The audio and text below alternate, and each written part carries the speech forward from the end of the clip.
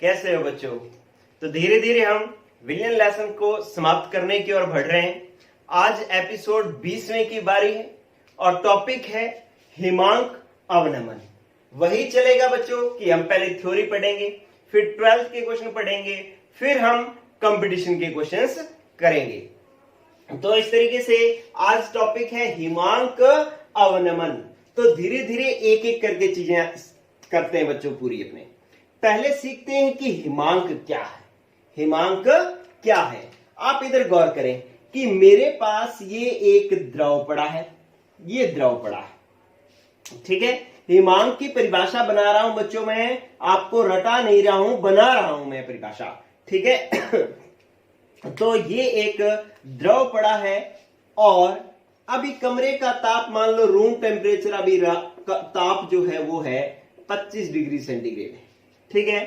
तो इसका वाष्प दाब जो है मान लो हमारे पास है कितना, कि मैंने इसको मान लिया कि 0.4 एटमॉस्फेयर इसका वाष्प दाब है, ठीक है। और इसी विलयन की, ये जो मेरे पास द्रव है इसी की मैंने ठोस अवस्था ली, इसी की ये क्या है, ये ठोस अवस्था में। यहां पर ये किस अवस्था में पड़ा है, ठोस अवस्था में, ठीक है। बंद पात्र में ठोस अवस्था में पड़ा है। यहां पर ये द्रव है ए और यही ए यहां पर कौन सी अवस्था में है, ठोस अवस्था में है।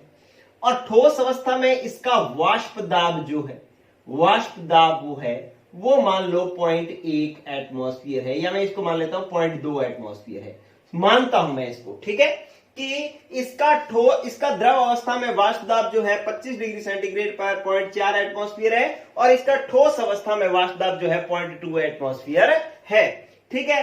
अब मैं क्या करता हूं बच्चों कि मुझे इस द्रव का वाष्प दाब जो है ना इसकी ठोस अवस्था के वाष्प दाब के बराबर करना है। तो मैं क्या करूंगा, अभी इसका कितना है 0.4, मेरे को इसे क्या करना है 0.2 करना है। तो 0.2 करने के लिए मैं इसका ताप घटाऊंगा बच्चों। ताप घटाया मैंने, तो ताप घटा करके मान लो ये मेरे पास आया 0 डिग्री सेंटीग्रेड। फॉर एग्जाम्पल ये 0 डिग्री सेंटीग्रेड आया है, तो 0 डिग्री सेंटीग्रेड ताप मैंने जब इसका किया तो इसका वाष्प दाब 0.2 एटमॉस्फेयर हो गया और इसका इसी द्रव की ठोस अवस्था का वाष्प दाब जो है वो कितना है 0.2 एटमॉस्फेयर है। तो अब अगर मैं कहानी बनाना चाहूं तो यार ये जो ताप है ना 0 डिग्री सेंटीग्रेड, इस ताप पर इस द्रव का वाष्प दाब इसी की ठोस अवस्था के वाष्प दाब के बराबर हो गया है। तो इस ताप को मैं क्या कहूंगा, क्वथनांक कहूंगा। इसको मैं क्या कहूंगा, हिमांक कहूंगा। ये हिमांक की परिभाषा है बच्चों, ठीक है। तो मैं बनाना चाह रहा हूं, मैं लिख रहा हूं हिमांक की परिभाषा कि वह ताप, हिमांक की परिभाषा लिख रहा हूं, हिमांक का अवनमन बाद में समझाऊंगा, कि वह ताप जिस पर किसी द्रव का वाष्प दाब, वह ताप जिस पर किसी द्रव का वाष्प दाब उसकी ठोस अवस्था के वाष्प दाब के, ठोस अवस्था के वाष्प दाब के बराबर हो जाता है, वाष्प दाब के बराबर हो जाता है, उसे हिमांक कहते हैं। क्या कहते हैं बच्चों, हिमांक कहते हैं। तो ये हिमांक की परिभाषा बन गई कि वह ताप जिस पर किसी द्रव का वाष्प दाब उसकी ठोस अवस्था के वाष्प दाब के बराबर हो जाता है, उसे हम हिमांक कहते हैं, ठीक है बच्चों। ये तो एक थोड़ी टफ परिभाषा होगी। अगर आप सीधा कहना चाहो तो ये भी कह सकते हो कि वह ताप जिस पर किसी द्रव का वाष्प दाब और उसकी ठोस अवस्था का वाष्प दाब बराबर हो, किसी द्रव का वाष्प दाब और उस द्रव की ठोस अवस्था का वाष्प दाब क्या हो जाए, बराबर हो जाए। जिस ताप पर बराबर हो जाएंगे उसी ताप को हम क्या कहेंगे, हिमांक कहेंगे। तो ये तो हिमांक की परिभाषा होगी बच्चों। क्या समझ में आ गया, मतलब ऐसा ताप जिस पर किसी द्रव का वाष्प दाब और उसकी ठोस अवस्था का वाष्प दाब का बराबर हो जाए, ये हिमांक है। अच्छा, अब मैं थोड़ा सा कंसेप्ट की ओर बढ़ रहा हूं, थोड़ा बातें सिखाने की कोशिश कर रहा हूं। अगर इसका वाष्प दाब कम होता, इसका 0 एटमॉस्फेयर होता, क्या होता बच्चों, 0 एटमॉस्फेयर इसका वाष्प दाब होता ठोस अवस्था में, तो इसका 0 डिग्री सेंटीग्रेड करने के लिए, 0 एटमॉस्फेयर इसका वाष्प दाब करने के लिए ताप मुझे और कम करना पड़ता। अभी ताप कितना है 0 डिग्री सेंटीग्रेड, मतलब अभी हिमांक था 0 डिग्री सेंटीग्रेड, लेकिन अगर इसका वाष्प दाब कम हो जाता तो इसका ताप भी मुझे कम करना पड़ता है। मान लो -2 डिग्री सेंटीग्रेड कम किया, 0 से कम क्या होता है -2 हो गया, -2 डिग्री सेंटीग्रेड किया। तो अब देखो अब इसका हिमांक कितना है -2, कब, जब इसका हिमांक 0 डिग्री से जब इसका वाष्प दाब 0 डिग्री सेंटीग्रेड है। ठीक है, तो पहले जब देखो जब इसका वाष्प दाब कितना था बच्चों 2 एटमॉस्फेयर था, तो इसका हिमांक 0 डिग्री सेंटीग्रेड था। आपने वाष्प दाब कम कर दिया तो इसका हिमांक भी कम हो गया, -2 डिग्री सेंटीग्रेड हो गया। तो इसका मतलब जितना वाष्प दाब कम होगा ना हिमांक उतना ही कम होगा। यह बात आपको कंसेप्ट समझना है। ठीक है, कि किसी द्रव के ठोस का वाष्प दाब जितना कम होगा उसका हिमांक उतना ही बच्चों क्या हो जाएगा, कम हो जाएगा। ठीक है, कम होगा। और किसी का अगर वाष्प दाब ज्यादा होता, अगर मान लो आपके पास इसका वाष्प दाब 0.4 डिग्री से एटमॉस्फेयर होता, 0.4 एटमॉस्फेयर होता, तो ये 0.4 तो 25 डिग्री सेंटीग्रेड पर ही है, तो इसका मतलब अब इसका हिमांक 25 डिग्री सेंटीग्रेड ही होता। ठीक है, तो अब हमारे को जो है वो ताप कम करने की आवश्यकता ना होती। तो आपको 2 चीजें सीखने को मिलेगी कि वह ताप जिस पर किसी द्रव का वाष्प दाब उसकी ठोस अवस्था के वाष्प दाब के बराबर होता है, उस ताप को हम हिमांक कहते हैं। और वाष्प दाब जितना कम होगा ठोस का, उसका हिमांक उतना ही कम होगा। ये 2 चीजें हम अभी तक सीखे हैं।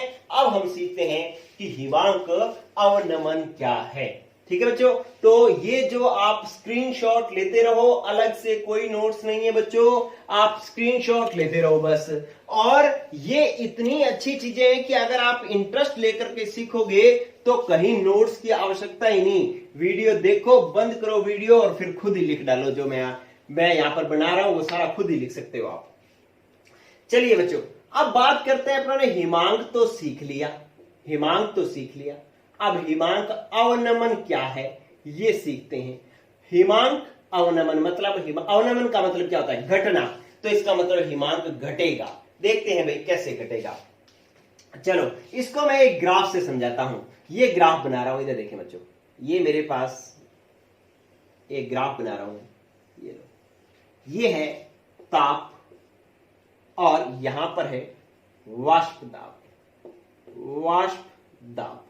ठीक है, आप इस ग्राफ को समझें कि मेरे पास एक ठोस पड़ा था, ठोस विलायक पड़ा था। ये क्या पड़ा था बच्चों, ठोस विलायक। ठीक है, और इसका वाष्प दाब जो है ना वो ताप बढ़ाएंगे, इस ताप पर इसका वाष्प दाब इतना है, इस ताप पर यहां पर तो 0 है, इस ताप पर इस विलायक का वाष्प दाब इतना है।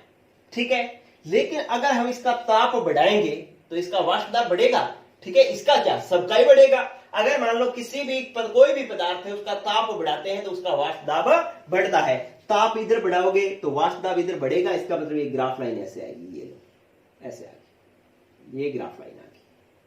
ठीक है, अब इस ग्राफ लाइन में क्या है बच्चों, ये मैं थोड़ा और इधर ले लेता हूं। इस ग्राफ लाइन में क्या है कि मैंने इसको इससे ज्यादा और गर्म नहीं किया। क्यों नहीं किया, क्योंकि मैंने इसको ठोस ही रखना है। विलायक को कैसे रखना है, ठोस, द्रव में नहीं बदलना है। अगर और गर्म करूंगा तो ये पिघल जाएगा, द्रव में बदल जाएगा। ठीक है, तो अपने पास इस ताप पर इस ठोस विलायक का वाष्प दाब इतना था, ताप बढ़ाया तो इतना रहा, मैंने इसको यहीं तक ही बढ़ाया, इसके और गर्म नहीं किया। अगर और गर्म करूंगा तो ये ठोस द्रव में बदल जाएगा, मुझे इसे ठोस अवस्था में ही रखना है। ठीक है, तो ये विलायक ठोस का वाष्प दाब है ताप के हिसाब से।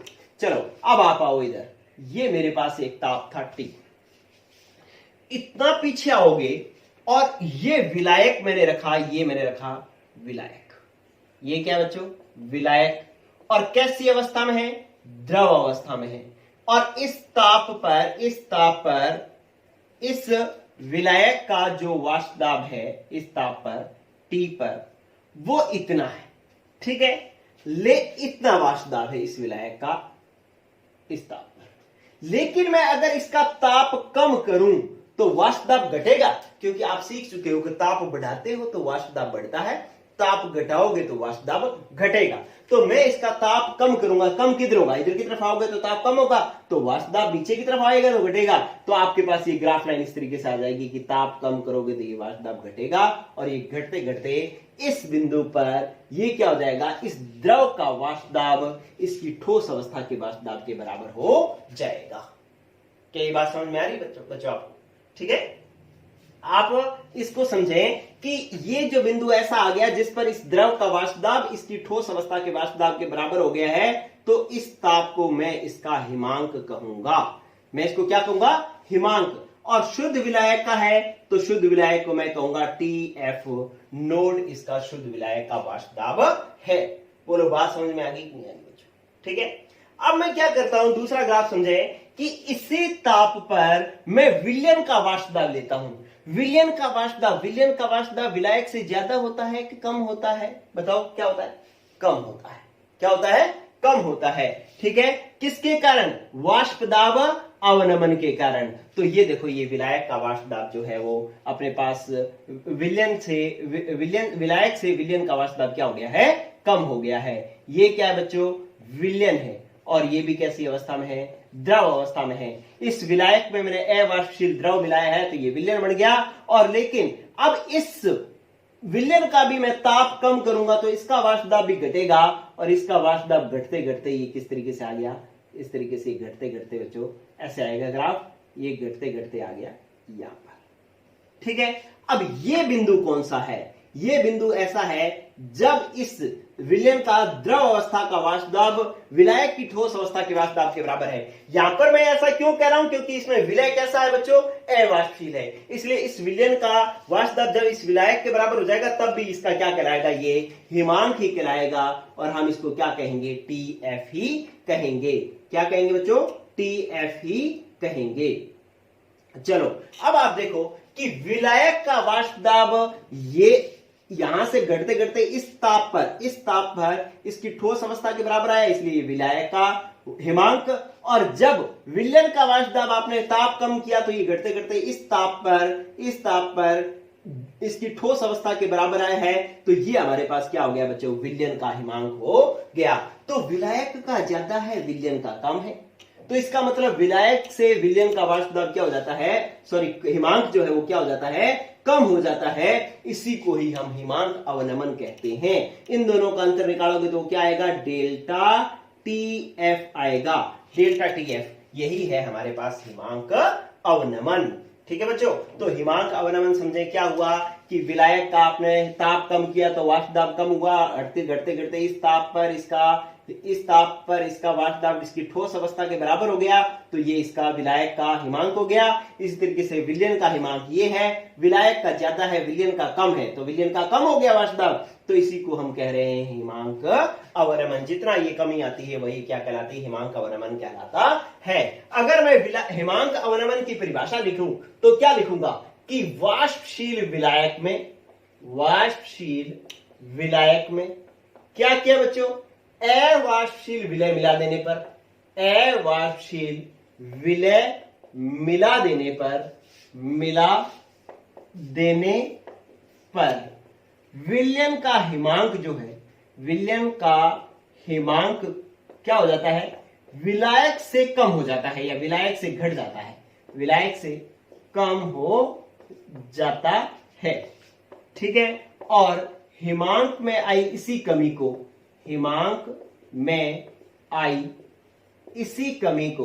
इसी कमी को हिमांक अवनमन कहते हैं, हिमांक अवनमन कहते हैं। तो ये हिमांक अवनमन की परिभाषा होगी बच्चों। क्या होगा कि विलायक में अगर वाष्पशील विलायक में अवाष्पशील विलय मिला दो तो विलयन का हिमांक विलायक से कम हो जाता है। इसी कमी को हम हिमांक अवनमन कहते हैं। और हिमांक अवनमन को आप किससे प्रदर्शित करते हो, डेल्टा TF से, जो किसके बराबर होगा कि शुद्ध विलायक के हिमांक में से विलयन का हिमांक घटा दोगे तो आपके पास क्या आ जाएगा, हिमांक अवनमन आ जाएगा। TF नोड क्या है, शुद्ध विलायक का हिमांक है, TF क्या है, विलयन का हिमांक है। ये ज्यादा है ये कम है, विलायक में से विलयन का हिमांक घटा दोगे तो हिमांक अवनमन आ जाएगा। तो ये आपने एक बात सीखी। ठीक है बच्चों, तो ये सारे बिंदु आपको समझ में आ रहे हैं कि मैंने कौन सा बिंदु क्यों लगाया है।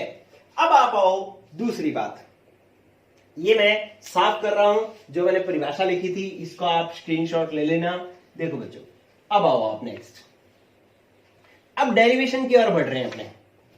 इधर गौर करो, यहां पर इस विलायक से ये विलयन का, विलायक से विलयन को नीचे क्यों बढ़ाया है? वाष्प दाब अवनमन के कारण। किसके कारण नीचे बढ़ाया है बच्चों? वाष्प दाब अवनमन के कारण मैंने इसको विलायक से विलयन को नीचे बनाया है, क्योंकि विलयन का वाष्प दाब विलायक से कम हो जाता है वाष्प दाब अवनमन के कारण। ठीक है, अगर वाष्प दाब अवनमन को किससे प्रदर्शित करता है? डेल्टा पी से। मतलब ये जो अंतर है ना, ये वाला इसका और इसका जो अंतर है, ये जितनी कमी आई है वो डेल्टा पी है। अगर ये क्या हो जाता है, इधर देखना, अगर ये वाष्प दाब अवनमन ज्यादा होता तो ये और नीचे आ जाता। ठीक है, ये ज्यादा होता तो ये विलयन यहां पे आता और इसका ताप कम करते तो इसका वाष्प दाब कम होता, और होते होते होते होते इस बिंदु पर इसका वाष्प दाब ठोस अवस्था के वाष्प दाब के बराबर होता। तो अब विलयन का हिमांक क्या होता? TF। ठीक है, ये TF1 मान लो, इसलिए TF2 मान लो। ठीक है, अब पहले देखो ये विलायक का ये विलयन का, तो हिमांक में इतनी कमी आ रही थी डेल्टा BF। अब आप देखो कि यहां पर ये विलायक का और ये विलयन का, तो इसका मतलब कमी देखो कितनी आ रही है, यहां से लेकर के यहां तक की कमी आ रही है, डेल्टा TF इतनी कमी आ रही है। ठीक है, कैसे? आपने यहां पर डेल्टा P कम किया, ज्यादा किया, मतलब वाष्प दाब अवनमन यहां पर इतना ही था, डेल्टा P इतना ही था, तो हिमांक अवनमन भी इतना ही था, ये इतना ही था। आपने इस वाष्प दाब अवनमन को घटा करके इतना कर दिया, तो हिमांक अवनमन भी घट करके इतना हो गया। ये देखो, ये यहां से लेकर के यहां तक इतना हो गया। ठीक है, तो आप ये समझ गए कि हिमांक अवनमन उतना ही ज्यादा होगा जितना वाष्प दाब अवनमन होगा। जितना यहां से वाष्प दाब घटेगा, हिमांक भी विलायक से उतना ही घटेगा। आप अगर इसको देसी भाषा में समझना चाहो तो यूं समझ सकते हो कि आप वैसे हिमांक की परिभाषा छठी क्लास में कहते थे कि वह ताप जिस पर कोई द्रव ठोस अवस्था में बदलता है उसको अपने हिमांक कहते थे। और पानी जो है बर्फ में कितनी डिग्री सेंटीग्रेड पर जमती है? 0 डिग्री सेंटीग्रेड पर। ठीक है, अगर आप इसके अंदर नमक मिला दोगे, ठीक है, तो ये नमक मिला दोगे या चीनी मिला दोगे, तो ये जो है वो 0 डिग्री सेंटीग्रेड पर नहीं जमेगा। तो ये 0 डिग्री सेंटीग्रेड पर नहीं जमेगा। क्या होगा? हिमांक अवनमन हो जाएगा। हिमांक अवनमन मतलब ये आपने क्या मिला दिया? अवाष्पशील विलय मिला दिया। अब अवाष्पशील विलय मिला दोगे तो 0 डिग्री सेंटीग्रेड ताप था, इसका हिमांक था 0 डिग्री सेंटीग्रेड पर, ये ठोस में बदल रहा था। अब अवाष्पशील विलय मिला दिया तो इसका हिमांक अवनमन हो जाएगा और अवनमन होकर के -5 डिग्री सेंटीग्रेड पर ये जमेगा। पहले 0 पे जम रहा था, लेकिन जब इसमें अवाष्पशील विलय मिला दिया तो अब ये -5 पे जम रहा है। मतलब हिमांक में क्या हो गया है? अवनमन। ये 0 -5 डिग्री सेंटीग्रेड, तो ये जो 5 डिग्री सेंटीग्रेड आया है ये हिमांक अवनमन है। ठीक है, तो इस तरीके से आपके पास एक प्रश्न भी आता है बच्चों। प्रश्न क्या आता है? कहता है कि आप सीधे दूध से आइसक्रीम बनाओ और एक उसमें चीनी डाल करके आइसक्रीम बनाओ। तो चीनी डाल करके आइसक्रीम बनाना मुश्किल है, क्यों? ये क्वेश्चन आता है। तो आप चीनी मिला दोगे उसके अंदर, सीधे दूध को जमाओगे तो मान लो वो जिस भी ताप पर जम जाएगा और अपने पास आइसक्रीम बन जाएगी, लेकिन वो मीठी नहीं होगी। इसलिए हमें उसमें क्या मिलाना पड़ेगा? पहले चीनी मिलानी पड़ेगी। चीनी मिला करके अगर उसको ठंडा करोगे और उसको ठोस में बदलोगे, आइसक्रीम बनाओगे, आइसक्रीम तो ठोस होती है ना, आइसक्रीम बनाओगे तो क्या होगा? चीनी अवाष्पशील विलय था, वो मिलने के बाद उसका हिमांक बढ़ जाएगा, हिमांक घट जाएगा। हिमांक घट जाएगा, पहले मान लो वो 0 डिग्री सेंटीग्रेड पर जम रहा था, तो अब -10 डिग्री सेंटीग्रेड पर जम रहा है। तो इसका मतलब है कि ज्यादा समय लगेगा, बड़ा फ्रिज लगाना पड़ेगा -10 डिग्री सेंटीग्रेड ताप करने के लिए। तो इसलिए जो आइसक्रीम है वो देरी से जमेगी। ठीक है, सीधे दूध से आइसक्रीम बनाओगे तो जल्दी जम जाएगी। ठीक है, और नमक अगर उसमें चीनी डाल करके आइसक्रीम जमाओगे तो वो देरी से जमेगी। क्यों? क्योंकि हिमांक अवनमन हो जाएगा और वो देरी से जमेगी क्योंकि हिमांक अवनमन हो जाएगा। ठीक है बच्चों, तो आप ये समझ पा रहे हो कि ये वाष्प दाब अवनमन जितना ज्यादा होगा हिमांक अवनमन भी उतना ही ज्यादा होगा। ये दो बिंदुओं में हिमांक अवनमन कम, वाष्प दाब अवनमन कम था तो हिमांक अवनमन भी कम था। यहां पर वाष्प दाब अवनमन कम ज्यादा हो गया तो यहां पर हिमांक अवनमन भी ज्यादा हो गया। ठीक है बच्चों, तो इससे हम एक हमारे पास एक रिजल्ट आ गया है। ठीक है, ये ग्राफ बहुत ही महत्वपूर्ण है, आप अच्छे से इसको समझ लें। ठीक है, और इसको बनाने की कोशिश करें। जब तक आप इसको खुद नहीं बनाओगे तब तक बात समझ में नहीं आएगी। चलो अब मैं बात करता हूं, इधर गौर करें कि इससे हमें एक बात समझ में आ गई। क्या बात समझ में आ गई, पहले मैं यहां पर लिख देता हूं। मैं ये लिख रहा हूं कि हिमांक अवनमन डेल्टा टीएफ कहता है समानुपाती होता है डेल्टा पी के। ये समझ में आ गया क्या कि हिमांक अवनमन उतना ही ज्यादा होगा जितना वाष्प दाब अवनमन होगा। ठीक है, इसको और नीचे कर दो, इसको और नीचे कर दो, ये और इधर जाकर के जमे। ठीक है, तो इसका मतलब है वाष्प दाब अवनमन जितना कम कर दोगे हिमांक अवनमन उतना ही कम हो जाएगा। तो इसीलिए हिमांक अवनमन वाष्प दाब अवनमन के समानुपाती होता है। क्या ये संबंध समझ में आ गया क्या आपको? ठीक है, अगर ये संबंध समझ में आ गया तो अब मैं करता हूं डेरिवेशन शुरू। ये साफ करता हूं बच्चों में, ये लो देखो। अब आपने इस जो ग्राफ है इसको आपने प्रैक्टिस करना है, ऐसे नहीं बनेगा ये, आप बार बार प्रैक्टिस करोगे तभी आपको समझ में आएगा। ठीक है, चलो अब देखो बच्चों, आपने ये समझ लिया कि अब आपने डेरिवेशन करना है इसका। तो आपने ये समझ लिया कि हिमांक अवनमन वाष्प दाब अवनमन के समानुपाती होता है। और हम पहले ये पढ़ चुके हैं बच्चों कि वाष्प दाब अवनमन तो विलय के मोल अंश के समानुपाती होता है। अपेक्षिक वाष्प दाब अवनमन वाले टॉपिक में हम ये पढ़ चुके हैं कि आपके पास वाष्प दाब अवनमन जो विलय के मोल अंश के क्या होता है, समानुपाती होता है। तो आप डेल पी की जगह क्या रख सकते हो, एक्स बी भी रख सकते हो। तो आपके पास डेल्टा टी एफ समानुपाती हो जाएगा एक्स बी। इसका मतलब है हिमांक अवनमन विलय के जो अवाष्पशील विलय मिलाओगे ना उसके मोल अंश के समानुपाती होगा। चीनी जितनी ज्यादा मिला दोगे दूध में, दूध उतना ही लेट जमेगा। ठीक है, हिमांक अवनमन उतना ही ज्यादा हो जाएगा। ठीक है, अब समानुपाती का आपने निशान हटाया तो नियतांक आ गया बच्चों के, और ये आ गया एक्स बी। एक्स बी क्या है, बी के मोल अंश है। ठीक है, अब आप आओ, चूंकि हम जानते हैं कि एक्स बी बराबर क्या होगा, एक्स बी विलय के मोल अंश क्या होंगे, विलय के मोल अंश बराबर होंगे विलय के मोलों की संख्या बटा में विलायक प्लस विलय के मोलों की संख्या। ठीक है, ये होता है। और यदि आपके पास एन बी का मान विलय के मोल अंश क्या हो बच्चों, बहुत कम हो विलायक से, मतलब आपने विलय बहुत ही कम मिलाया हो। ठीक है, तो n b very very less than n a हो, तो हम यूं मान सकते हैं कि n a plus n b की वैल्यू लगभग बराबर होगी एन ए के। ये मैं आपको पहले भी समझा चुका हूं कैसे, कि अगर एन बी का मान आप बहुत कम मान लो एन ए से, तो इन दोनों का जोड़ लगभग एन ए के बराबर ही मानूंगा मैं। ठीक है, तो n a plus n b की जगह मैं क्या लिख लूंगा बच्चों, एन ए।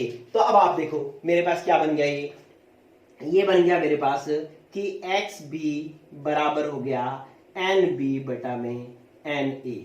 ठीक है, तो ये वाली बात जो है मैं यहां पर रख देता हूं। तो अब क्या बन गया, ये बन गया डेल्टा टी एफ बराबर के, और यहां पर हो गया एन बी बटा में एन ए।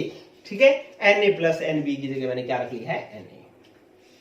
अब आप ये जानते हो कि एन बी बराबर क्या होता है, चूंकि एन बी बराबर विलय के मोल बराबर क्या होता है, विलय की ग्रामों में मात्रा बटा में विलय का अणुभार। और एन ए बराबर क्या होगा, एन ए बराबर आपके पास होगा विलायक की ग्रामों में मात्रा, ए क्या है, विलायक है, विलायक के मोल बराबर विलायक की ग्रामों में मात्रा बटा में विलायक का अणुभार, विलायक का अणुभार।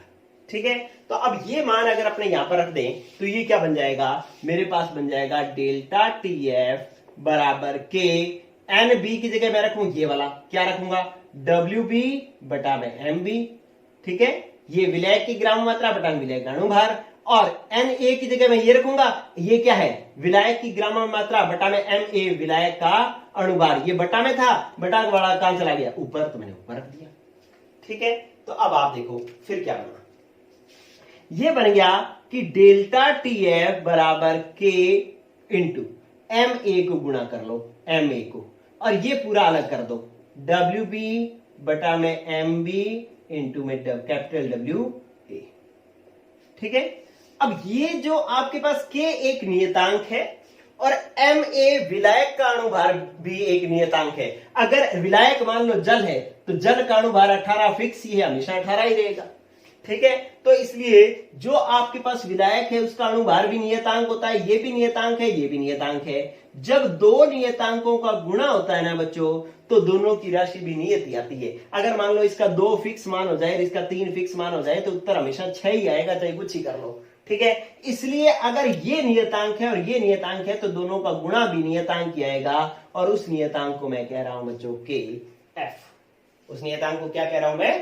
के एफ। ठीक है, तो अब दोनों के नियतांकों को गुणा करके एक नया नियतांक आ गया के एफ। अब मैं यहां पर रखता हूं बच्चों के एफ।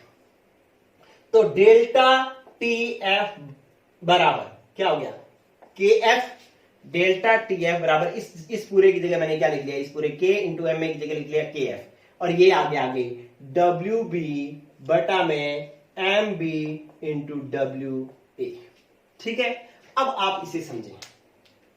ये जो के एफ है ये तो एक नियतांक आ गया, इसको मैं अलग से अभी समझाता हूं पूरी बात। लेकिन ये समझें, आपके पास विलय की ग्रामों मात्रा बटा विलय का अणुभार, इसको मैं विलय के मूल कह सकता हूं। ठीक है, इसको मैं क्या कह देता हूं? डेल्टा टी एफ बराबर के एफ इंटू ये डब्ल्यू बी अपॉन में एन बी, इसको एम बी, इसको मैं क्या कह सकता हूं? विलय के मोल। और ये डब्ल्यू ए क्या है? विलायक की मात्रा। अगर ये ग्रामों में है तो बटा में 1000 आएगा, वो 1000 चला जाएगा ऊपर। और अब आप इसको क्या कहोगे? 1 किलोग्राम विलायक में घुले हुए विलय के मोलों की संख्या को आप मोललता कहते हो। क्या कहते हो? मोललता। तो अब आप देखो, डेल्टा टी एफ बराबर के एफ, और इस पूरे की जगह क्या मैं लिख सकता हूं? मोललता। मोललता क्या होगी बच्चों? Small m. ठीक है, ये पूरा किसके बराबर आ गया? मोललता के बराबर आ गया, और इसलिए मैंने इसको रख दिया स्मॉल एम। ठीक है, क्योंकि 1 किलोग्राम विलायक में घुले हुए विलय के मोलों की संख्या को मोललता कहते हैं। अगर नियतांक को हटाऊं तो डेल्टा टी एफ समानुपाती हो जाएगा। नियतांक हटाओगे तो समानुपाती के निशान आएगा मोललता के। ठीक है, तो इससे हमें यह सिद्ध हो गया कि हिमांक जो अवनमन होता है वो मोललता के समानुपाती होता है। विलयन की मोललता के क्या होता है बच्चों? समानुपाती होता है। ठीक है, फिर आपने ये भी देख लिया कि जो हिमांक अवनमन है ना, वो विलय के मोलों की संख्या के क्या है? समानुपाती है। मतलब विलय जितने मिलाओगे, विलय के कण जितने ज्यादा होंगे, हिमांक अवनमन उतना ही ज्यादा होगा। ये भी बात आप समझ लेंगे। ठीक है, चलो, इस तरीके से हमने ये सिद्ध कर लिया कि हिमांक अवनमन जो है वो मोललता के क्या होता है? समानुपाती होता है। आप शुरू से दोबारा देखो तो डेल्टा टी एफ समानुपाती डेल्टा पी। वाष्प दाब अवनमन जितना ज्यादा होगा, हिमांक अवनमन उतना ही ज्यादा होगा। और वाष्प दाब अवनमन विलय के मोल अंश के समानुपाती होता है, तो हमने इसको जो है इसके डायरेक्टली प्रोपोर्शनल कर दिया। डेल्टा पी की जगह मैंने क्या रख दिया? X b. समानुपाती का निशान हटाया, एक्स आ गया। एक्स बी क्या होता है? विलय के मोल अंश, विलय के मोलों की संख्या बटा विलय प्लस विलायक के मोलों की संख्या। अगर एन बी का मान एन ए से बहुत कम है तो इन दोनों का जोड़ लगभग एन ए के बराबर आ गया। ठीक है, तो इस तरीके से मैंने यहाँ पे n a plus n b की जगह रख दिया एन ए, तो ये देखो मैंने एन ए रख दिया। अब ये वाला फॉर्मूला इस तरीके से बन गया। फिर आप देखो कि आप एन बी को क्या लिख सकते हो? डब्ल्यू बी बटा में एम बी। एन ए को डब्ल्यू ए बटा में एम ए मान रख दिया। अब ये जो एम ए है नियतांक है, के भी नियतांक है, तो दोनों का गुणा भी नियतांक आएगा, जिसको मैंने लिख दिया के एफ। ठीक है, और के एफ ये आ गया, ये आ गया डब्ल्यू बी बटा एम बी इंटू डब्ल्यू ए। ये क्या है? विलय के ग्रामों में मात्रा बटा विलय के मोलों की संख्या को, विलय की ग्रामों में मात्रा बटा विलय के अणुभार को मैं क्या कह सकता हूं? विलय के मोल। और ये क्या है? विलायक का भार। तो 1 किलोग्राम विलायक में घुले हुए विलय के मोलों की संख्या को मैं मोललता कहता हूं। तो यहाँ पे मैंने निशान, ये किसका नाम लिख दिया? इस पूरे की जगह मैंने क्या लिख दिया बच्चों? मोललता। नियतांक को हटाया तो समानुपाती के निशान आ गया, और जो हिमांक अवनमन है वो किसके? मोललता के क्या हो गया बच्चों? समानुपाती हो गया। ठीक है, तो ये इतनी बातें अभी तक हमने सीख ली। स्क्रीनशॉट ले लेंगे बच्चों। चलो आगे। कोई चीज भी अगर रह जाती है, कोई चीज आपको नहीं समझ में आती है, तो आप कमेंट करिएगा, मैं आपको रिप्लाई दूंगा। समझ में ना आने वाली कोई मिसप्रिंट है, कोई बाय मिस्टेक कोई मैंने आगे पहले लिख दिया बाद में ना लिखा, तो उसको तो आप अपने आप समझ जाएंगे बच्चों। चलो, अब आपके पास दो चीजें आ गई, ठीक है। क्या एक आया है के एफ, या पहले अपने ये वाला काम कर लेते हैं, ये वाला जो फॉर्मूला बना था ना, ये वाला फॉर्मूला, इससे अपने विलय का अणु बाहर निकालते हैं। विलय का अणु बाहर निकालने का फॉर्मूला क्या बन जाएगा, डेल्टा टी एफ बराबर आपके पास बना के एफ डब्ल्यू बी बटा में एम बी इंटू कैपिटल डब्ल्यू ए। अगर ये ग्रामों में दे रखा है तो बटा में 1000 जाएगा और 1000 चला जाएगा ऊपर किलोग्राम में बदलने के लिए, ये बना। अब अपने ये तीसरा आपको पता है कि अणुसंख्या गुणधर्म चल रहा है, और अणुसंख्या गुणधर्म से अपने क्या निकालते हैं लास्ट में, विलय का अणु भार। तो इससे हम इस विलय का अणु भार निकालोगे तो ये विलय का अणु भार इधर लाओगे, एम बी विलय का अणु भार बराबर हो जाएगा के एफ इंटू में डब्ल्यू बी इंटू में 1000 बटा में आ जाएगा अपने पास डेल्टा टी एफ इंटू में कैपिटल डब्ल्यू ए इन ग्राम। ठीक है, तो आप विलय का अणु भार कैसे निकालोगे, ये आपके पास के एफ नियतांक है, ये डब्ल्यू बी विलय की ग्राम मात्रा, ये हिमांक अवनमन है, और ये विलायक का भार है। इससे हम इसका विलय का अणु भार जो है वो ज्ञात कर सकते हैं। ठीक है बच्चों, तो इतनी बातें जो है आपको आनी चाहिए, ये फॉर्मूला आपको आना बेहद जरूरी है। चलिए इसके बाद हम नेक्स्ट और करते हैं, इधर देखो साफ करता हूं मैं। चलो फिर मैं बात करता हूं के एफ की, के एफ की।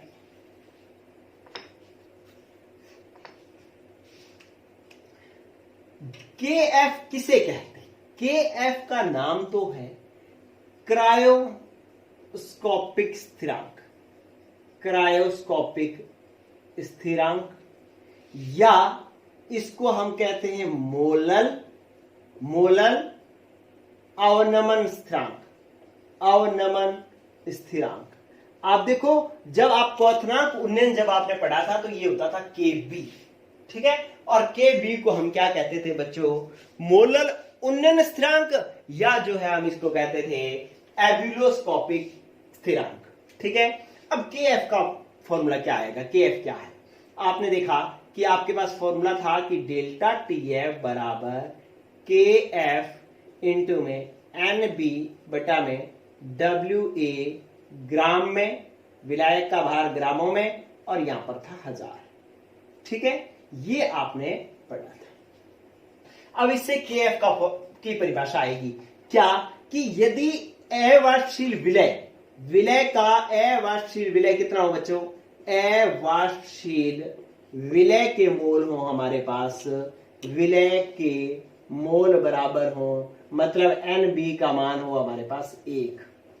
ठीक है, और विलायक की मात्रा, विलायक की मात्रा कितनी हो, विलायक की मात्रा हो 1000 ग्राम, मतलब कैपिटल डब्ल्यू ए का मान कितना हो 1000 ग्राम। तो अब ये दोनों मान आप फॉर्मूले में रखो, तो आपके पास क्या बन गया, डेल्टा टी एफ बराबर, अब के एफ यहां पर एन बी की जगह कितना रखोगे 1 इंटू 1000 बटा में डब्ल्यू ए की जगह कितना रखोगे 1000, 1000 से 1000 कैंसिल। अब आपके पास डेल्टा टी एफ बराबर आ गया है के एफ के।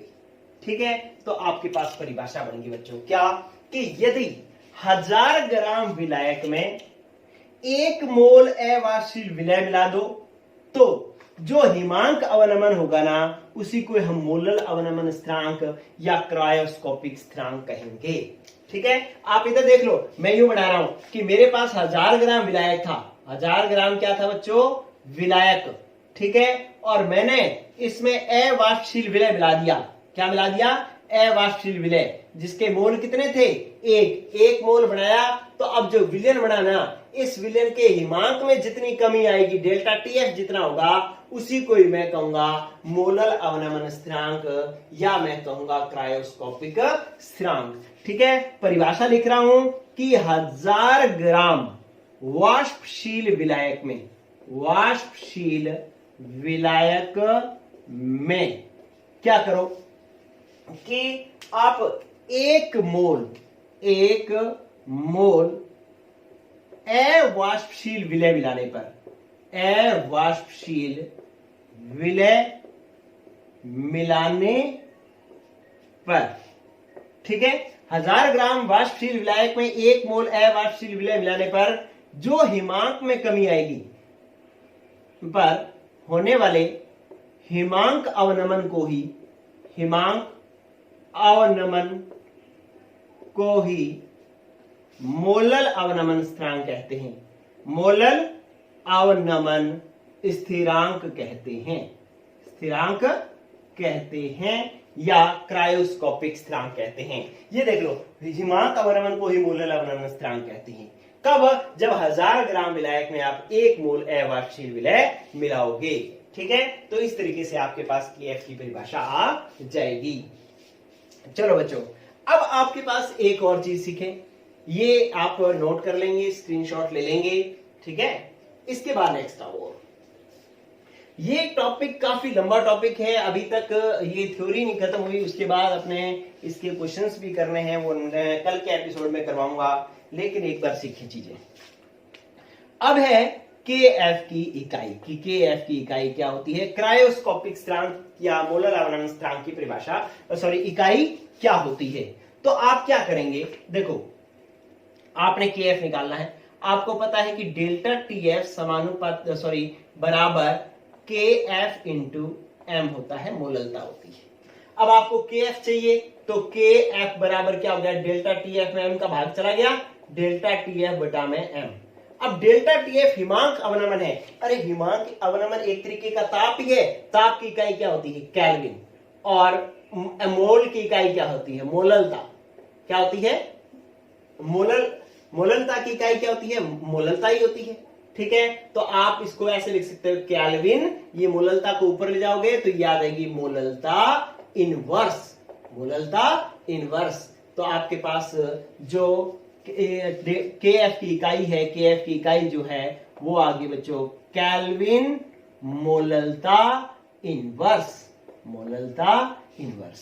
एक और इकाई भी हो सकती है बच्चों, और इकाई क्या हो सकती है, देखो आप यहां से भी आप इकाई ले सकते हो। आप KF का मान निकालो इस फॉर्मूले से KF का मान आपके पास क्या आएगा, इस फॉर्मूले से KF का मान आएगा KF बराबर, देखो ये TF डेल्टा TF, ये WA इधर गया, ये लो ये आ गया WA। ठीक है, किस में होता है WA, किलोग्राम में, और बटा में क्या चला गया, NB, बटा में चला गया NB। ठीक है, तो आप देखो कि KF का मान निकालना था, डेल्टा TF, ये तिरछा गुणा किया, ये गुणा में आ गया, ये भाग में आ गया, तो ये फॉर्मूला बन गया अब आपके पास। अब ये डेल्टा TF ताप है, इसकी इकाई केल्विन, ये विलायक का भार है, विलायक का भार किसमें होता है, किलोग्राम में, बटा में क्या आ गया, NB क्या है, विलय के मोल है, तो ये आ गया मोल। ठीक है, तो ये इकाई बन गई, मोल को ऊपर ले जाओगे तो केल्विन किलोग्राम और प्रति मोल, मोल को ऊपर लेके जाओगे तो मोल इनवर्स हो जाएगा। इसका मतलब KF की इकाई ये भी होती है केल्विन किलोग्राम प्रति मोल। ठीक है, तो ये जबरदस्त बातें आप सीखते जा रहे हो, किस तरीके से आपके पास क्रायोस्कोपिक स्थिरांक या मोलर अवनमन स्थिरांक की परिभाषा आई है, फिर इसकी इकाइयां आई हैं। चलो बच्चों, अभी बात जो है वो खत्म नहीं हुई है। ठीक है, चलने दो, कोई बात नहीं, आज क्लास थोड़ी सी 5-10 मिनट एक्स्ट्रा हो जाएगी, लेकिन चलने दो, चीजें अच्छी मिल रही हैं हमें।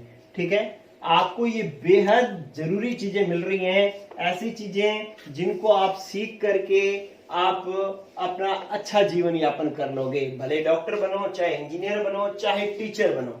ठीक है, इतनी बढ़िया चीजें सीख करके टीचर भी बनोगे ना, तो भी वो बहुत बढ़िया अच्छे लेवल के टीचर बनोगे, 4, 4.5, 5 हजार वाले टीचर नहीं बनोगे। ठीक है, आप 50,000 वाले टीचर बनोगे, प्राइवेट टीचर भी।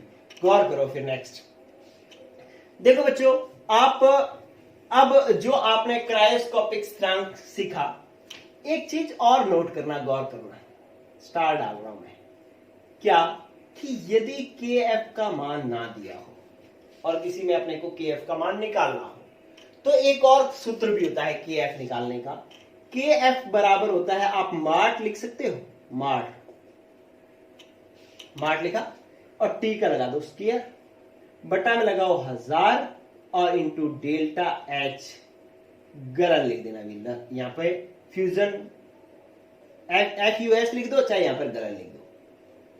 ठीक है, ये आपके पास के एफ का मान ऐसे भी निकाला जा सकता है, ए क्या है, विलायक का अणुभार है, विलायक का अणुभार है, और आर गैस नियतांक है, टी ताप है, और डेल्टा एच है गलन की एंथैल्पी। डेल्टा एच क्या है, गलन की एंथैल्पी। इस तरीके से हम के एफ का मान निकाल सकते हैं। और जो के बी था वो उसका मान भी इसी सूत्र से निकाल सकते हैं। के बी क्वथनांक, जो मोलर उन्नयन स्थिरांक जो था, एबिलोस्कोपिक स्थिरांक था, उसका लिए भी ऐसे निकाल सकते हैं। आप मार्ट लिख लो, ये लो मार्ट, टी की लगा दो स्क्वायर और 1000, लेकिन यहां पर डेल्टा एच के साथ यहां पर आएगा वाष्पन, तो इसको अपने कहेंगे ये वाष्पन की एंथैल्पी है। बाकी ये विलायक का अणुभार है, आर गैस नियतांक है, टी ताप है, डेल्टा एच वाष्पन की एंथैल्पी है। तो इस तरीके से अपने के बी का मान और के एफ का मान अगर ना दिया हो तो ऐसे भी निकाल सकते हैं।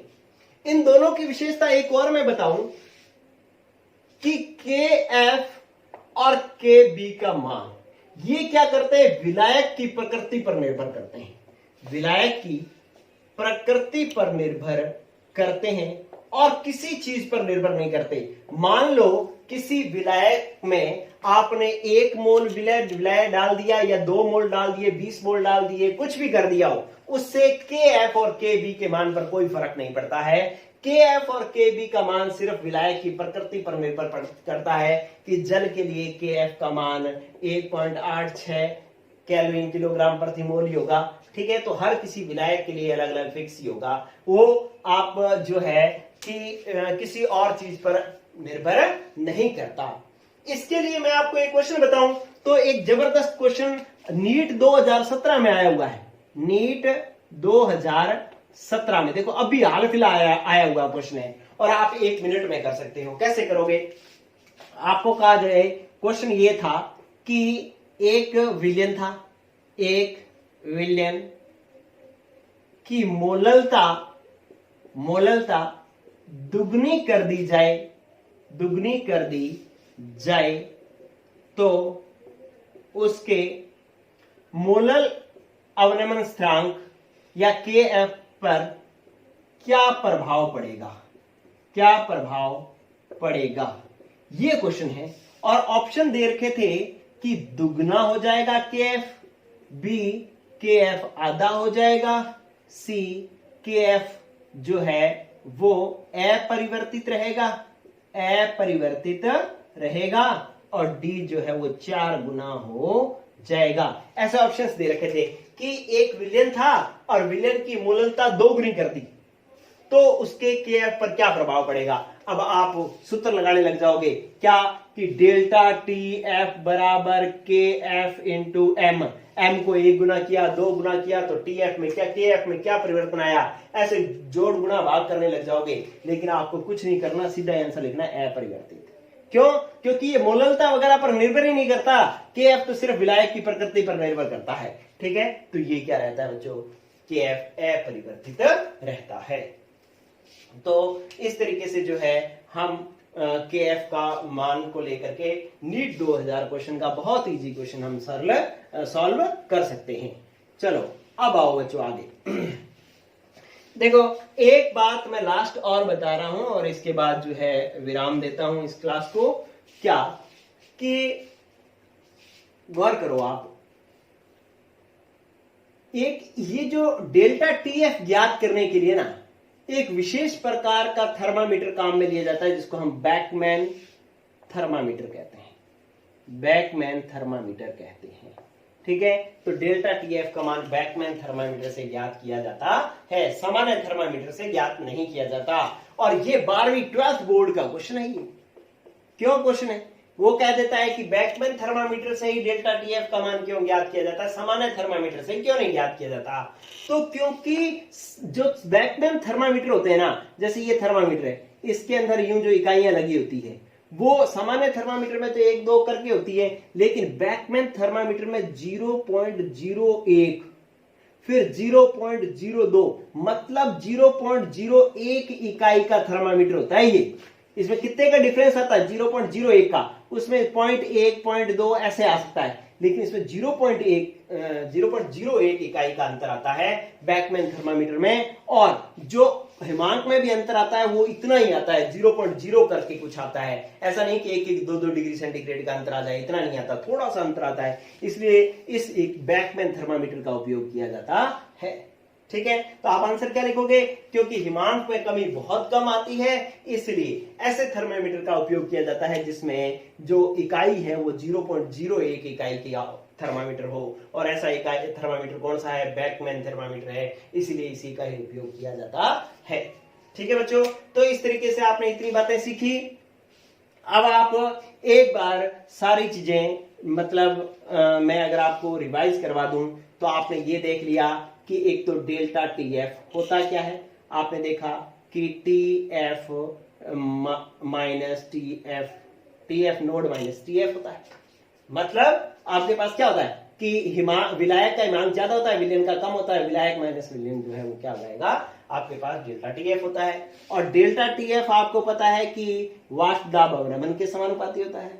आप और देखो, आपने डेल्टा टीएफ समानुपाती आपने देखा था कि एक्स बी विलय के मोल अंश के समानुपाती होता है, डेल्टा टीएफ समानुपाती होता है मोललता के। ठीक है, तो इतने सारे सूत्र आपने लिखे थे। और आप देख लो कि आपने डेल्टा टीएफ आपने लिखा था के एफ एन बी बटा में डब्ल्यू ए, यहाँ पे ये ग्रामों में था तो किलोग्राम में बदलने के लिए 1000 से भाग देते थे, तो ये फॉर्मूला भी देखा था। ठीक है, तो इस तरीके से ये आपने किया टॉपिक बच्चों, काफी अच्छा टॉपिक, बहुत ही बेहतरीन टॉपिक। ठीक है, जो सामान्य क्लास में समझ में बहुत कम आता है। ठीक है, आप इसको एक बार देखिएगा, कोई चीज नहीं समझ में आए दोबारा देख लेना।